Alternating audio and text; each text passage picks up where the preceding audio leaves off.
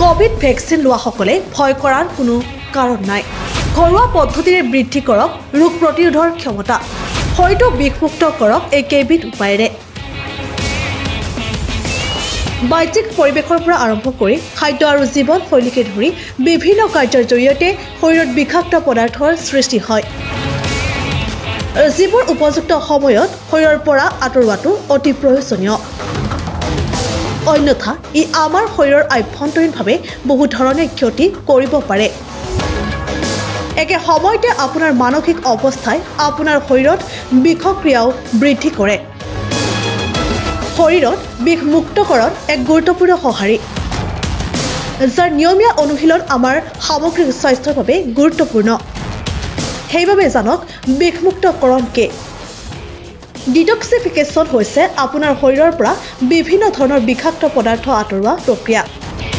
স্বাস্থ্যৰ বাবে বহু দিশত উপকাৰী। বিষমুক্তকৰণ বা ডিটক্সিফিকেশ্যনো আপোনাৰ জীৱনলৈ ভাৰসাম্য ঘূৰাই আনে।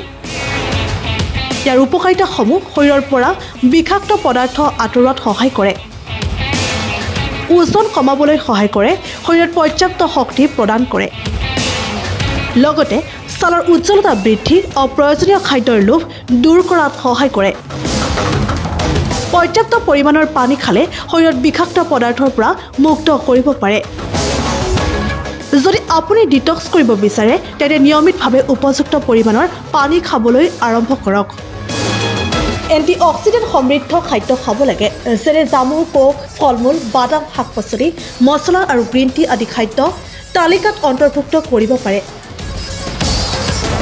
তাৰ উপৰিও চেনি কমকৈ সেৱন কৰক। পৰ্যাপ্ত পৰিমাণৰ টোপনিৰ প্ৰয়োজন, যাৰ বাবে মগজু আৰু শৰীৰে ৰিচাৰ্জ হ'বলৈ সময় পায়। ব্যায়াম আৰু ধ্যানৰ জৰিয়তেও স্বাস্থ্যৰ উপকাৰ লাভ কৰিব পাৰে। ধ্যান ধাৰণে আপোনাৰ মানসিকভাৱে বিষমুক্ত কৰে, যাৰ ফলত ক্ষতিকাৰক বিষাক্ত পদাৰ্থৰ দ্বাৰা হোৱা ক্ষতিৰ বিৰুদ্ধে যুঁজিবলৈ শৰীৰে সম্পূৰ্ণৰূপে সাজু হৈ থাকে। আমি সকলোৱে জানো যে সুস্থ পাচন তন্ত্ৰই আমাৰ সামগ্ৰিক শৰীৰটোক সুস্থ কৰি ৰাখিব পাৰে। প্ৰিবায়টিক সমৃদ্ধ খাদ্য পৰ্যাপ্ত পৰিমাণে গ্ৰহণ কৰক। প্ৰিবায়টিক গ্ৰহণৰ অন্যতম সহজ বিকল্প হৈছে দৈ। নিউজ ডেস্ক, প্ৰতিবিম্ব লাইভ।